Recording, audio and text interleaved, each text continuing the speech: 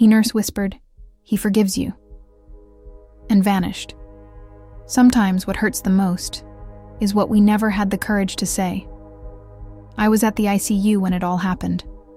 But the strangest part? I shouldn't have been there at all. I hadn't spoken to my father in 12 years. 12 long years of silence, of walls I built so high I couldn't see over them anymore. Then I got the call. His condition had worsened. He was in a coma. They said I should come. I don't know why I went. Maybe it was guilt. Maybe it was rage. Maybe it was that small, stubborn part of me that still remembered being a little girl, waiting by the window for him to come home. The hospital was cold, silent in that way only hospitals at night can be, where every sound feels too loud and every shadow feels like it's watching you. I walked into his room, and there he was, machines breathing for him, a steady, rhythmic beeping that somehow felt louder than my own heartbeat. And beside the bed, there was a nurse. She was calm, gentle. Her hair was white, almost silver, and her eyes, they were clear, like water reflecting moonlight. But what struck me most was how serene she looked. Too serene. Like she knew something I didn't, something important. She didn't say much at first, just looked at me with those eyes and said, "He's still waiting." "Waiting for what?" I asked, my voice shaking more than I wanted it to.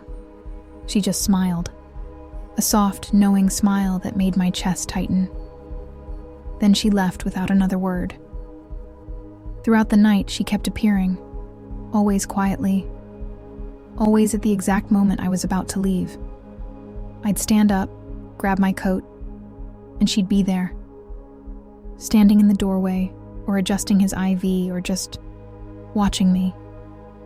Not in a creepy way, more like she could see right through me. Like she could see every broken promise, every unanswered call, every time I chose silence over forgiveness. Around 3 a.m, I was alone with him. The only sound was that monitor, beeping its steady rhythm. I looked at his face, older now, grayer, softer somehow, and something inside me cracked open. "You hurt me," I whispered into the darkness. "You weren't there when I needed you. You chose everything else over me. But," my voice broke, "but I hurt you too. I shut you out. I wanted you to fight for me, and when you didn't, I just disappeared. I wanted a father. I wanted you to see me." The monitor suddenly spiked. The beeping quickened, erratic, panicked. I jumped, my heart racing. Then, it stopped. Back to normal, steady again. The door opened. It was her, the nurse. She walked to the bedside, placed her hand gently on mine, and leaned close. Her voice was barely a whisper, but I heard every word as if she'd shouted it. "He forgives you." Then she was gone. I ran after her, down the hallway, past empty rooms, past carts and equipment covered in white sheets. I reached the nurse's station, breathless. "The nurse," I gasped. White hair, clear eyes, old-style uniform. Where did she go? The woman at the desk looked up at me, confused. Then her face went pale. "Ma'am, this floor has been empty since yesterday. Staffing cuts. It's just machines running on backup.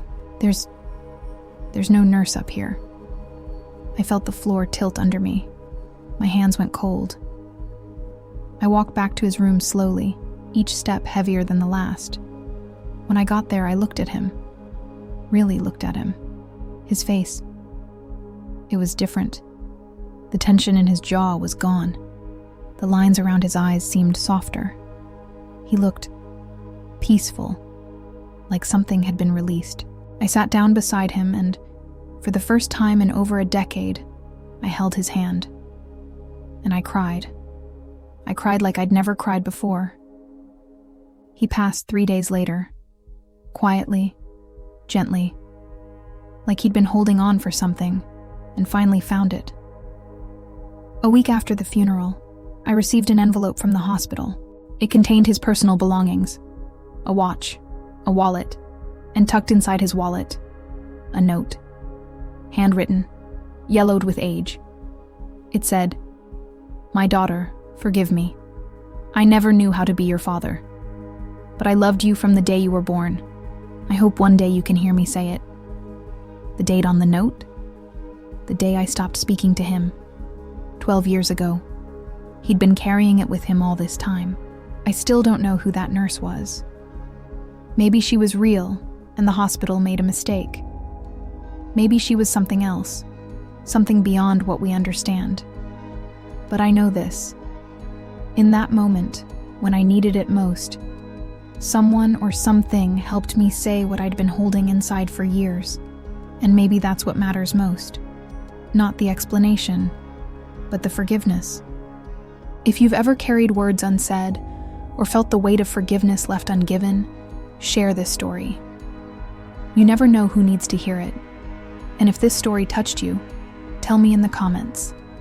Do you believe some encounters are beyond explanation? Subscribe for more stories that remind us we're never truly alone, even in our darkest moments.